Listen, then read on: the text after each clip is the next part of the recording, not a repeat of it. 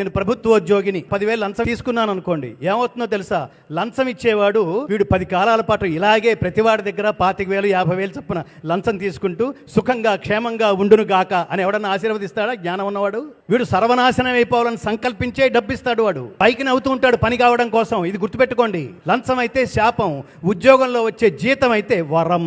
కాబట్టి ధర్మ మార్గంలో ఉంటే ఆ ధర్మానికే ఇవన్నీ తోడవుతాయి. పత్రిజీ ధర్మానికే తోడవుతాడు, అధర్మానికి పత్రిగారు ఏమీ చేయలేడు.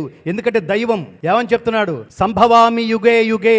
అధర్మం వృద్ధి చెందినప్పుడు, జ్ఞానం తరిగిపోతున్నప్పుడు, అధర్మం పెరిగిపోతున్నప్పుడు ఆయా సమయాల్లో దుష్ట శిక్షణ, శిష్ట రక్షణ, ధర్మ సంరక్షణముల కొరకు ప్రతి యుగమున అవతారము దాల్చుచుందును. బిడ్డలకి చెప్పండి దీని సారాంశం. ఇంత లాంగ్వేజ్ లో అక్కర్లేదు. రే నాన్న, మంచి పనులు చేయి, దేవుడు ఆశీర్వదిస్తాడు. చెడ్డ పనులు చేయి, ఏదో రూపంలో నీ ముందు నిలబడి నీ తోలు తీస్తాడు రావురే. అది చెప్పండి పిల్లలకి. చిన్నతనంలోనే చెప్పాలి.